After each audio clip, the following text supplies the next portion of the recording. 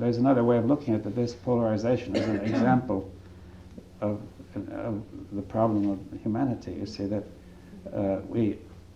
this is a rather simple question, and we still polarize, right?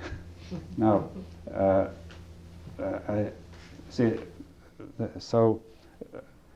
we have two meanings. Each one, has a certain value, and the two meanings can't get together. Right? Now, is there any way, can we see what we can do, right? I just wanted to say that saying what I was really feeling, I don't feel bad about it anymore. No, it's not a question of feeling bad. No, I know, I mean, it does, I don't feel that I need to continue to maintain my end of the polarity. But suppose we now try it, each one of us tries to, I want to make a suggestion, to look at these two meanings together. In other words, say not to stick to one's own meaning, but nor to the other one, but just simply, let's consider them together, right? Well, look, one meaning is, we should have the sort of discussion of dialogue that we've been having. Now, how do you look at meaning? How can you look at both meanings together? Well, that's what I've been trying to suggest. You see, but to hold them in suspension. You see, if you identify with the meaning, like you were saying, then we polarize, right? So now, if you suspend it, saying I may prefer this meaning or that one, but I can see the value of both meanings, right? There's some value in each position. You see what I... So, therefore, now we can see what is the value in each position, right? I don't know how to put this, but somehow that seems awfully facile. Right. Well, let's say this is fairly simple, but let's say in life I feel pretty strongly about something. What does facile mean? It was easy to say, I'm going to look at both and suspend it. The idea is a wonderful idea, but how do we actually do that? Well, let's begin. You see, do it. You see, you have a tremendous identification, maybe with one. Maybe in this case not so strong, but an identification with one idea or the other, and therefore you can't really listen to the other. Okay. But also have indifference to both. What? Then there's also indifference to both. Yeah, indifference. Yes. Can you make an analogy with the quantum mechanics there, where wave Right. particles are? Well, perhaps it would be better. That's too difficult. Does that not work? It'll be too difficult to bring it in. Yeah. Let's say I have an intention, or this is a strong meaning for me, and my body, it's like, is in that direction. I can't just say, don't be interested in that. I don't, it's a very subtle thing. I can't just, I know the ideas that you're saying, that's very obvious to me. I'm trying to say, in actuality, see, here I am, again, I'm presenting a point, and I want to be heard, or I want you to understand me. And I'm excited about this point, so I can't very easily just, I'm not talking about repression, I can't just put it aside simply. No, don't put it aside, but take your own idea. Can you suspend it, you see? Yes, okay. Can we suspend it? Yeah, I mean, just look at it. In other words, you've already begun, because you've said you're looking at the tensions in your body, Okay, right? yes. Which is part of the suspension. You see, if you were just shouting back and forth about your idea with another person, you wouldn't be aware of those tensions. That's right. So you have begun it anyway. You said you couldn't do it, but you were actually doing it. Okay, so you're suggesting that we actually physically sense the experience in the body. Yeah. Okay. And then you can ask yourself, why should my body be so tense about this idea, right? Can I give an opportunity to demonstrate this? Go ahead. Not demonstrate it, but this gentleman talked about the teachings, and he seemed to imply that we were all here with some sort of teachings which was guiding us. And I do not at all hold to that, and I don't know which teachings. It just seemed to me that this foundation and everything is some commonality that we all identified with. That's why we came here. Okay. So now at this end of the pole, we have someone who does not identify with that and thinks it's rather awful to identify with that. It seems like we keep So- slipping back. Yeah, we're not holding wait to a it. minute. We're not holding All it. that I'm doing is allowing us to have an opportunity Yeah. to examine what we're talking about, because I'm sure, or there's a possibility that this gentleman now, rather than as an idea, as I am, is somewhat polarized with this, because I am identified with teachings. But do you feel yourself any tension inside of you? Yes, Well, then you are also polarized, you see. I assume that. Yeah, and do you feel any tension? Or are you indifferent? I guess I just felt like it seemed obvious to me. It seemed like a fact that we all have heard of Krishnamurti. That's why we're here.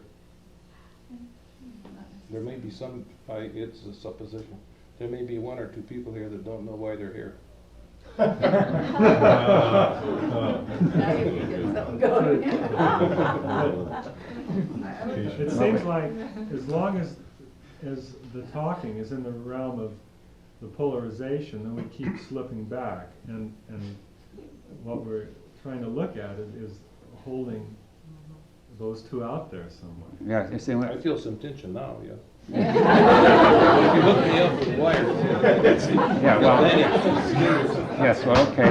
We have two issues here which we sort of mixed up, right? Your issue and his issue. Right? But this is a good example of what happens in polarity.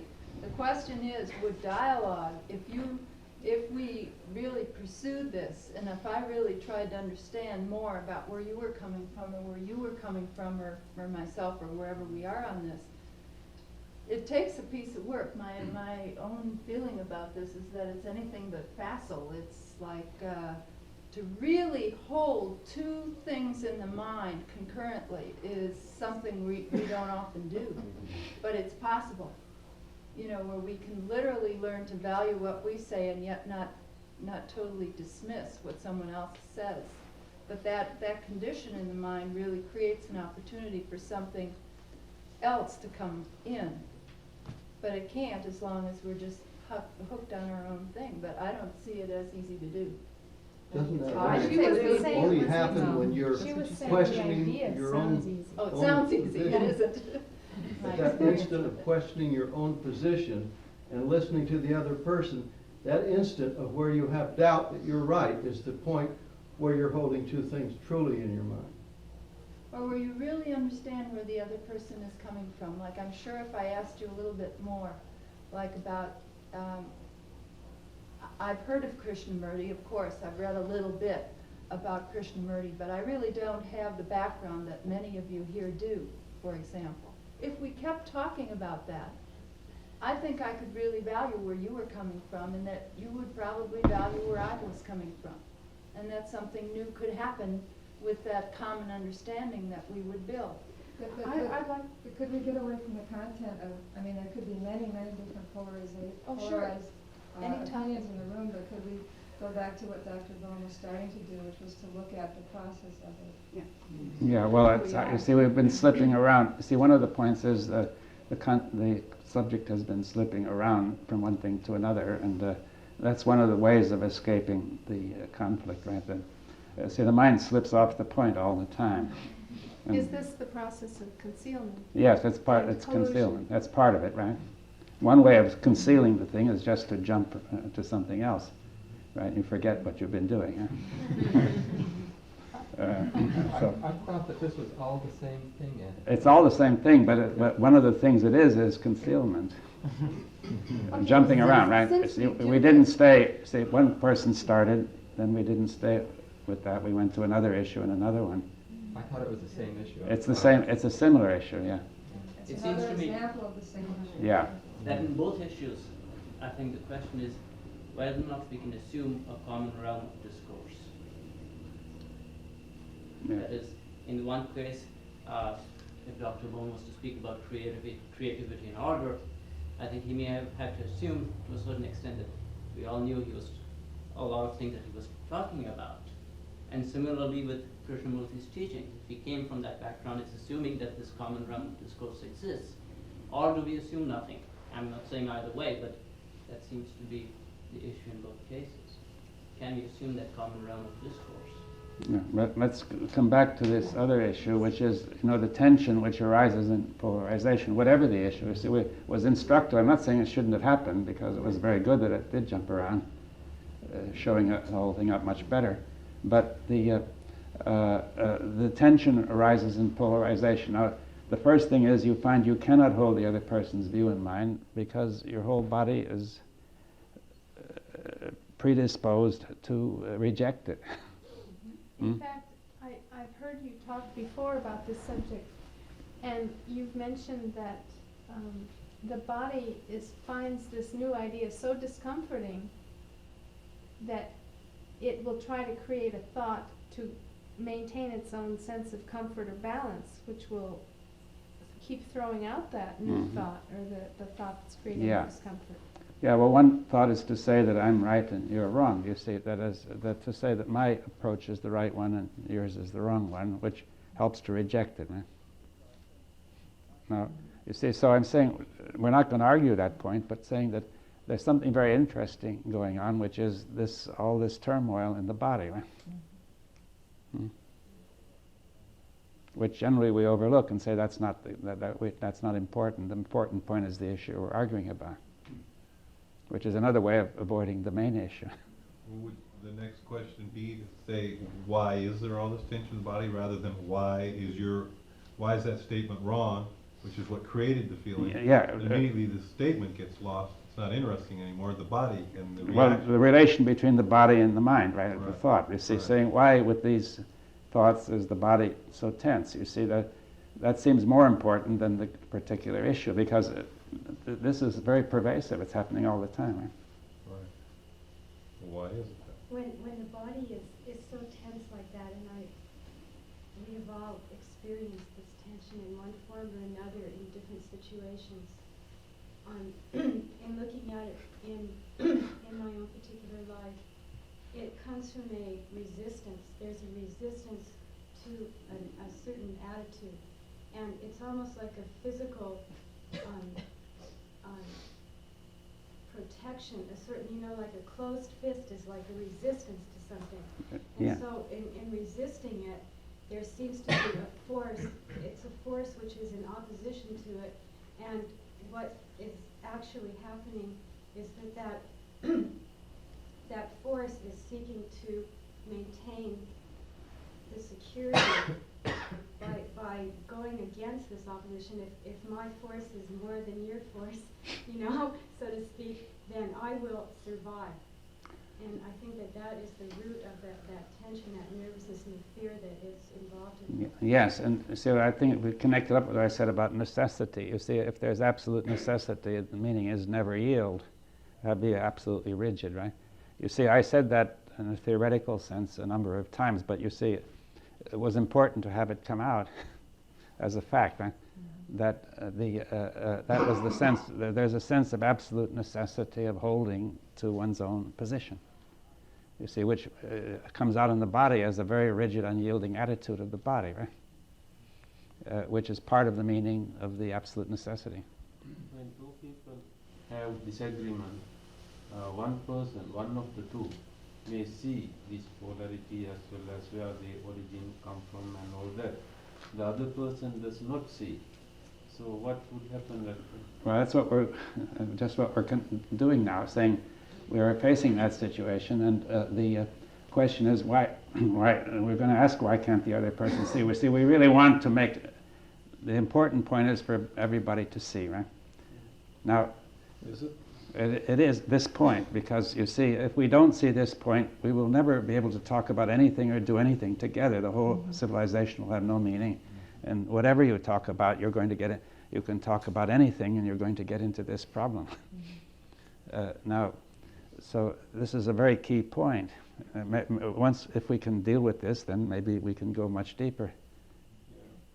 Taking an example from day-to-day life and for our enjoyment as well. Now, husband and wife may have disagreements. I can't hear Husband and wife may have disagreements. Then one of them, usually husband, would see both polarity Am I right to say so? Or maybe it's the other way around. Or the other way around. The second person does not see. She sees only her point of view. Or the other way around. So in this case, the conflict goes on rather than conflict begins to cease. Well, you see, I think we were really exploring how to deal with this, how to bring it to an end, right? Rather than speculate, let's try to use examples that's going on right here, because it would be, how would we know what would happen if one yielded and one didn't? It's hard to imagine. It probably depends on so many different factors. Perhaps just sticking. Yeah, well, you see, we have this unyielding necessity, which is expressed in the body, right? And in the mind, and as resistance, as denial of the other position. And now, can you just stay with that, you see, and saying, here it is, right? To be aware of it. Well, I've been involved in discussions all my life, but very, very rarely in dialogue. And it seems to me, as I thought about it during these meetings, that the big difference is that there's an element of quietness and space. That somehow in your brain, that you're receptive to other people, and to do that, you have to have space. And if you're filled with your own thoughts and things, then you don't have the space to hear the other. You allow it into your mind, but you don't necessarily accept it or reject it, but you allow it in.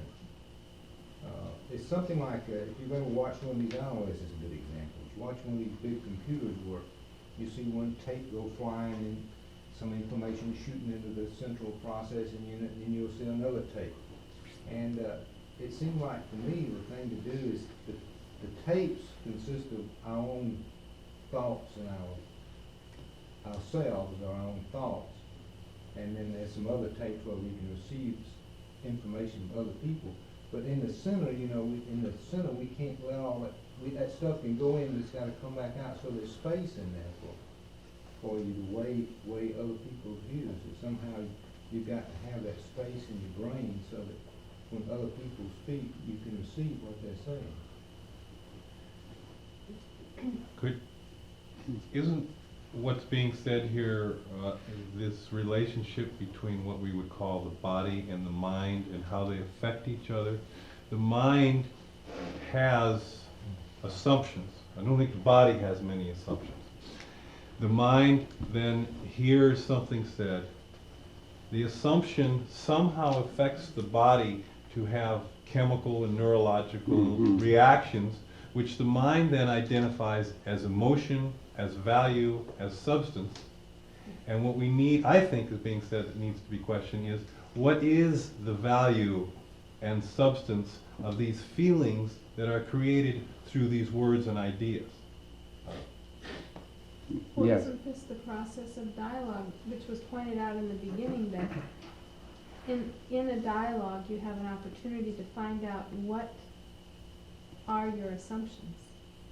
Now we want to find out how these assumptions affect us. How are they working? How they actually physically, this is something that I never hear brought up or have heard brought up really, maybe, but I'm not upset unless I feel upset. And some of the darndest things upset me and some of the weirdest things don't upset me. And they keep changing. Now if I don't have this feeling in my body that something is upsetting or pleasurable, my brain doesn't feel like that's happening. Yes, you see, the point is that this thought can produce a very powerful, I call it signosomatic response. You see, the meaning produces a very powerful response in the body, but that in turn has a meaning which forces your thought to continue on the same pattern. It's going around in a circle, trapped. And it's very hard to give that up. Now, so the next question, it seems to me, is why should that be there? You see, it's really not, it's really crazy, if you want to put it that way. That everybody does it, but it's crazy. It's absolutely taken for granted. Yeah, The way I tell how I'm getting along in the world is by how I feel. If I have a sleepless night about a problem, my body stayed awake, and all kinds of things happened because of something that was going on in my brain, and that proves it's real.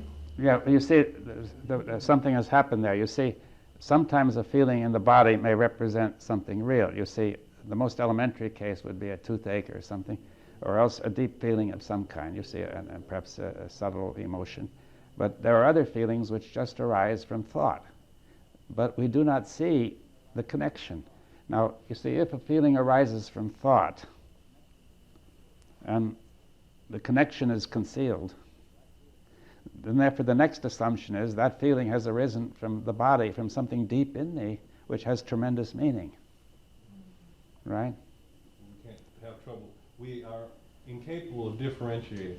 We don't see the connection. You see, let's try to put it like this, that our meanings, see, if I have meanings about the chair, I can clearly see by the senses that the meanings are going on in me and that the chair is going on somewhere else, right? Hmm? But now I have meanings about myself. These are going on in the body just where myself should be going on, right? Therefore, it's quite easy to confuse the process of the meaning about myself with myself. Whatever myself is, I don't know, but do you see what I'm saying? You see, so therefore the mind then confuses that and says, that is me being highly upset.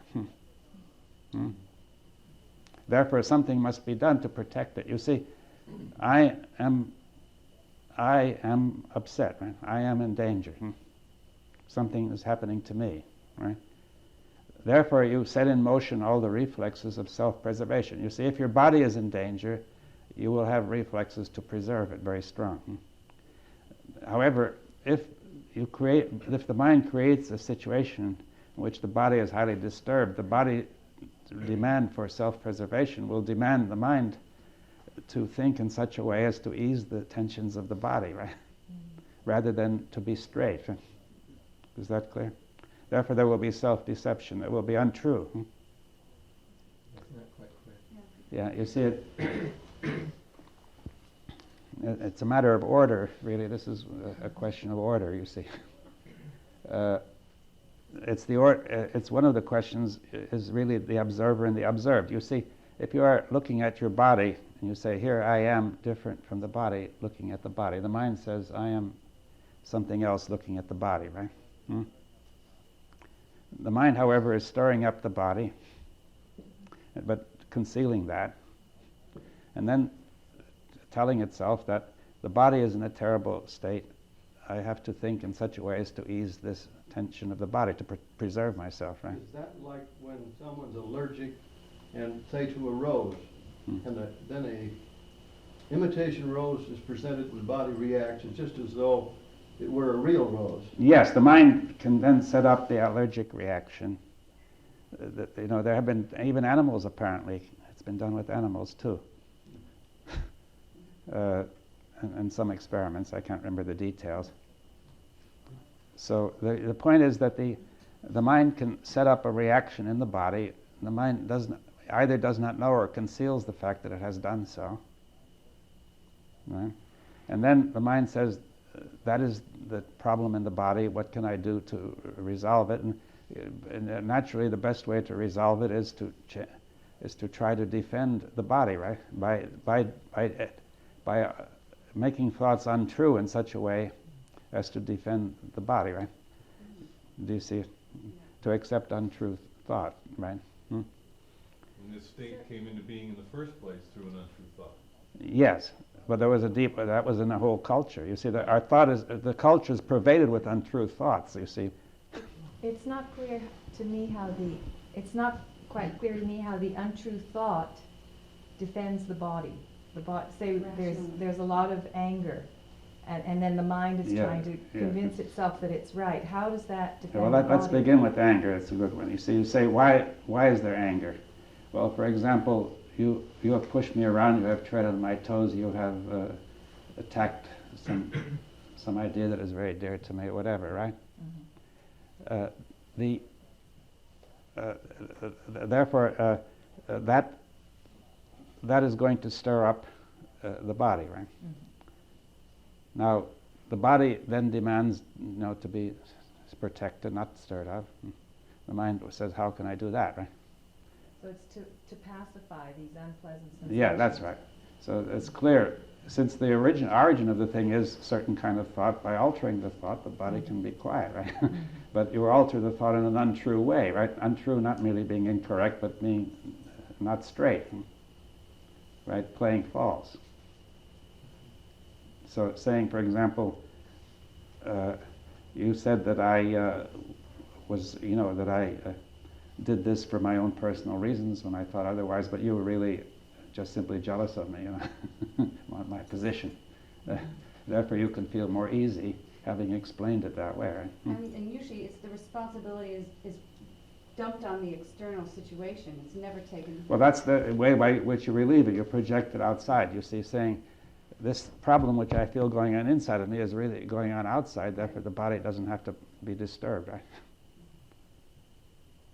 How is this, if this is an okay question, how is the situation relieved? What does pacify the body? Well, it can be pacified falsely by just denying this thing and by affirming something else, right? Is that? For example, if you're frightened, you can say, well, there's no danger, you see. Or there are various ways of pacifying the body, right? Would insight pacify? Would the complete insight of what's happening pacify? Perhaps, you see, but I'm saying as long as we think of pacifying the body, we have the wrong question. I think this question comes to my mind now when you talk about mind and body connection. Now, K referred, and he has said several times, when mutation takes place, it is a mutation in the brain as well. Should I understand that to be physical change as well? Yes, there should be a physical change in the whole system. In fact, there always is. Whatever we do is a physical process as well as mental at the same time. And see, if anybody thinks anything at all, people have made observations scientifically and show that the blood distribution of the brain alters a great deal, and electrical and chemical, everything changes, whatever you think. And when you think anything that affects you profoundly, the changes are all over the body and the nervous system. Now, insight might be a change that brings order into all this. As you know, I'm saying there's a generative order of the whole thing, and it's like the seed, and so a change at the seed affects the whole process.